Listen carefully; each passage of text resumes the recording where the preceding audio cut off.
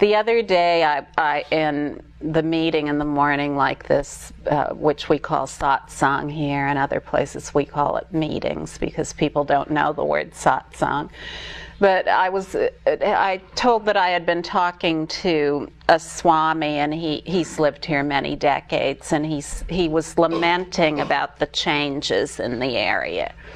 How there are more and more hotels and fewer ashrams, and how at one time this was an incredible place where the only people here were sages and seekers. And he said, oh, you know, this was just such a wonderful time. It was so great, and now everything's changing. The ashrams are being placed by hotels and party goers.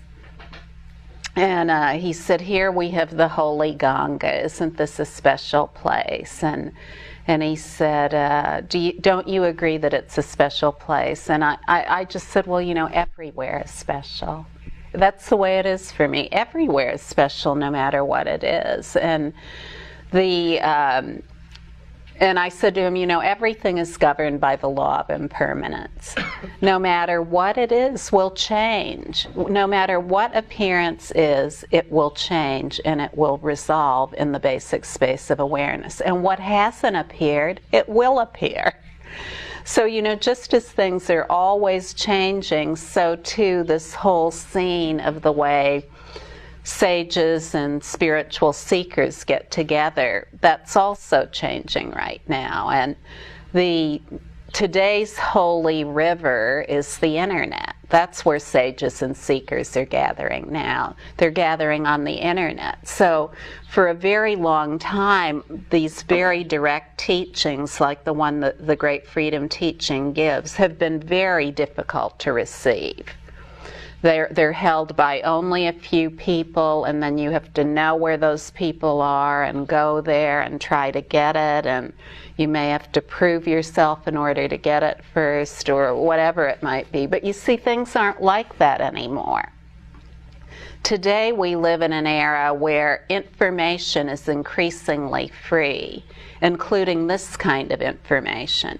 So for the first time in human history, these very direct teachings are open to everyone and spoken in a language that isn't culturally based. So all the terms in the teaching can be understood by everyone in the world.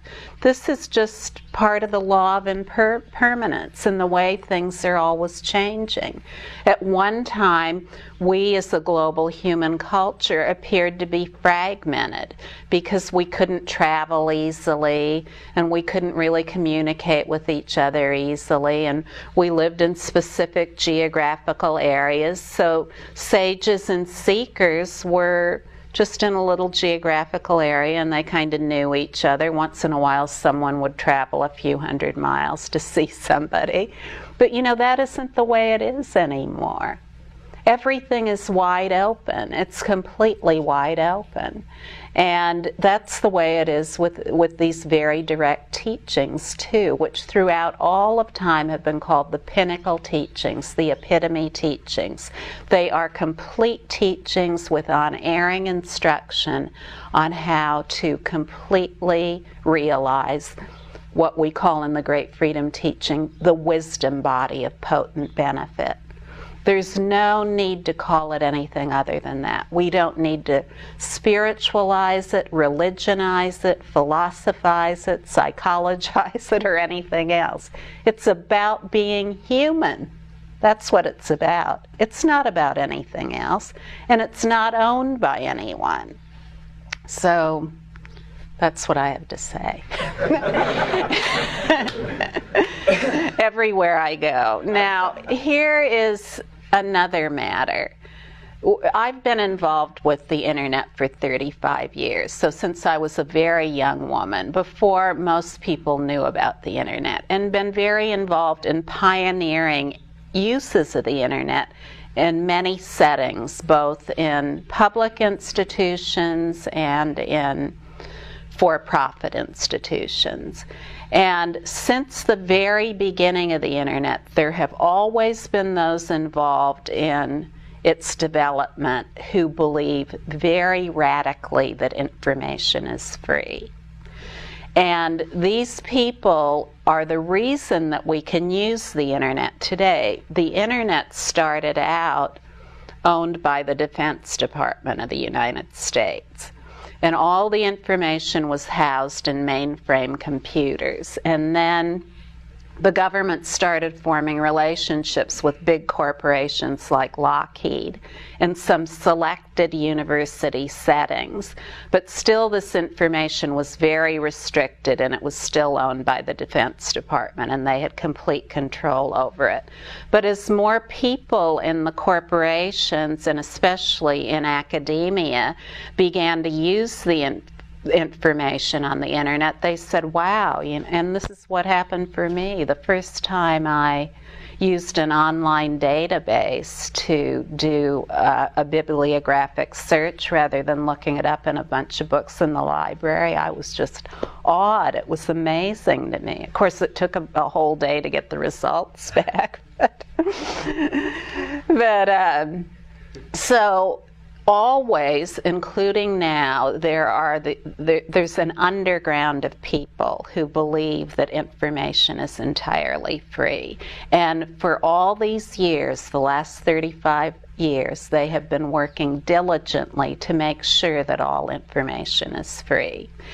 And when we first started using the internet very publicly in the 90s, what happened was that people tried to place a proprietary interest or ownership interest over what happens on the internet and the means of production, like different software documents. So Microsoft started and all these other big companies. But what do we see now? We see more of an integration of the internet, and it's gradually coming about. We see more and more that this information is going to be free, and we have young, brilliant internet pioneers like the people from Google who are buying up software companies that are producing new types of programs like Writely rather than Microsoft Word, or Mozilla Firefox instead of Internet Explorer, and they're providing all of these totally free to everyone.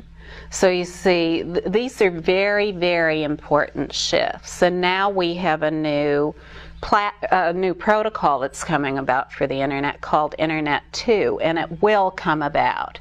And there will be other iterations of it after that, where, it will make it very, very easy in Internet 2 to do things that we can't do on the internet. So you know how if you try to watch a video or something like that on the internet, it can be a little dodgy. You have to have exactly the right situation, and then you might get to the good part, and that's it. There's nothing going on anymore. But with the next iteration, we will be able to have real-time video. So where is this leading? Are you saying, isn't this satsang? What's she talking about? Well, I'm leading to something here. And what I'm leading to is the holy river of the internet and the sages and seekers gathered there. Because you see, this is a very important revolution, because the way that we're gathered in this room, this will occur on the new internet platform, but it'll be 24/7. So there'll be satsang 24/7, where people can go on the internet and ask questions and do all of that, just like we're doing here. So you see, this is what the Great Freedom Teaching is about. We have revolutionized the use of sophisticated technology systems to carry these profound, direct teachings to everyone in the world in a language that everyone can understand. So if anyone wants to join up and help us with that, we'd love your help, because we're having a great time. And one of the things that we've noticed is that This love, wisdom, and energy that I'm talking about, that we gain more and more familiarity with by resting as awareness and not attaching to appearances, not holding to belief systems, going beyond causality, going beyond time and space, really realizing what it is that we're made of.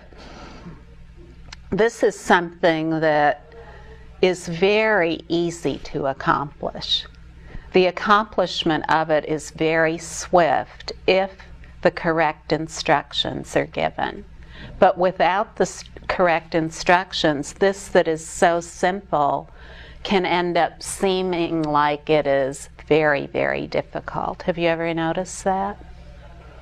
Now, one of the other things that is very important to realize is that no one, including you, has ever been flawed. And if you feel flawed, and if you feel that you have faults you want to get rid of or exhaust, the only way to do that is to rest in your flawlessness repeatedly, many times, until it becomes automatic. And in that, all faults are exhausted and all qualities are perfected. So everything we learn about all this doing to perfect qualities is needless. It's one way of going about things, but there are many people today who are done trying all those ways, who are really ready to just go the direct route. Go the totally direct route. Why go any other way? So what is another way we could talk about these direct instructions or epitome teachings like those of the Great Freedom teaching? Well, what they really are is a technology. That's what they are. That's another term that we could use. So we don't have to view any of this as mysterious or esoteric or kind of weird or outside the purview of everything we're doing in ordinary life. Whatever we're doing in ordinary life, that's the perfect ground to realize who we are. We don't need to do anything else. Yesterday in the afternoon retreat, we were talking about making decisions about changing circumstances, whether to stay in the same living circumstance or change it, or stay in the same job or change it. And people wanting to know, well, how can we make those decisions? Well, how to make those decisions is so easy. We just say to ourselves, where will I be of the greatest benefit? Where will I be of the greatest benefit to the most people? It's so easy. It's really very easy. And when we rest repeatedly for short moments, many times, we get so familiar with that self-benefit that really allows us to be of profound benefit to others. It's in that self-benefit that the love, wisdom, and the tremendous energy arise to go completely beyond anything we ever thought we could do or contribute. So no matter how accomplished we may be now, when we rest as awareness and get in touch with the self-benefit that is natural to us, what comes about is a whole new way of seeing everything, including our own capacities to be of benefit. This is very important. It's urgently important for each of us as individuals and for all of us together all over the world.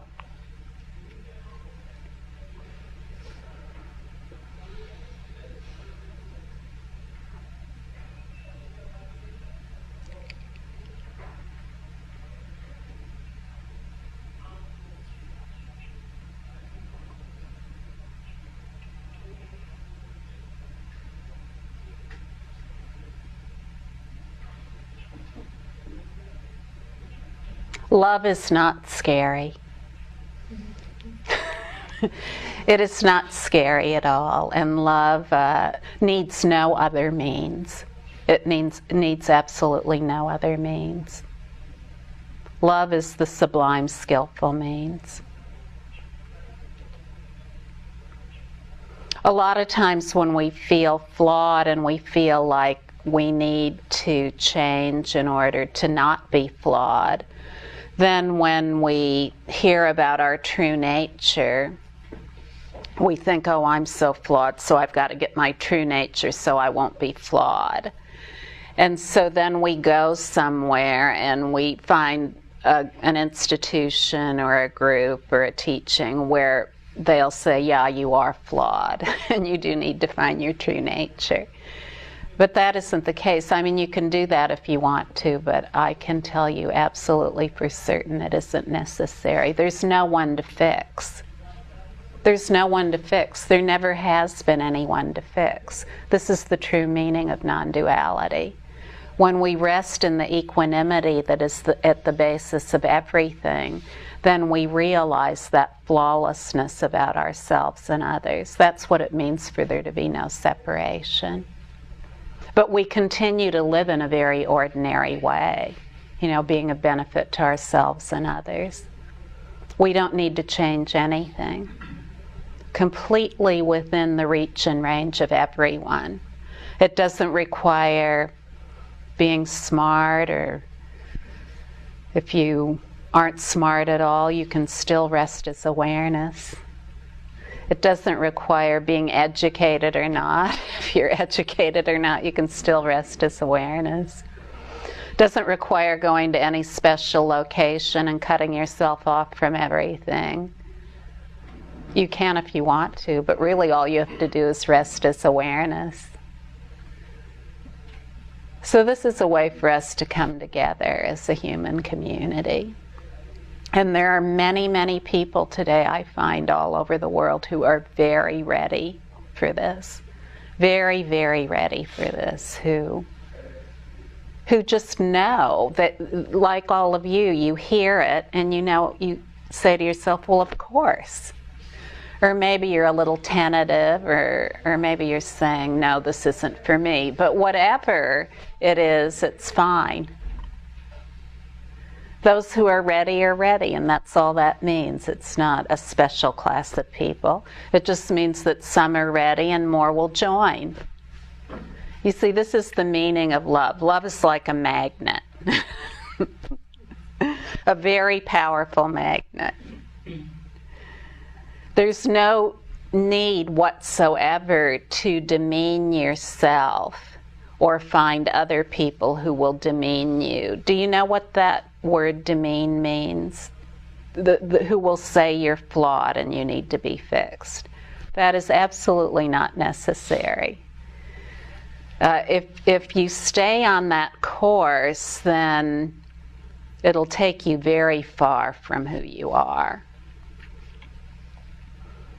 Forever stainless knowing has never been anything that could be demeaned. Who would there be to demean that? Where would they be? And who would there be to demean?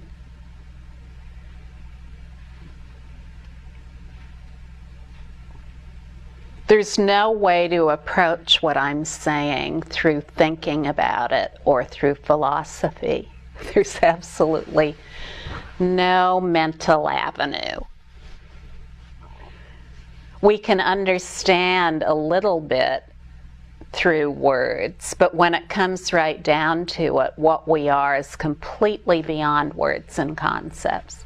Completely beyond words and concepts. So there's no mental avenue or avenue of doing anything that will lead to it.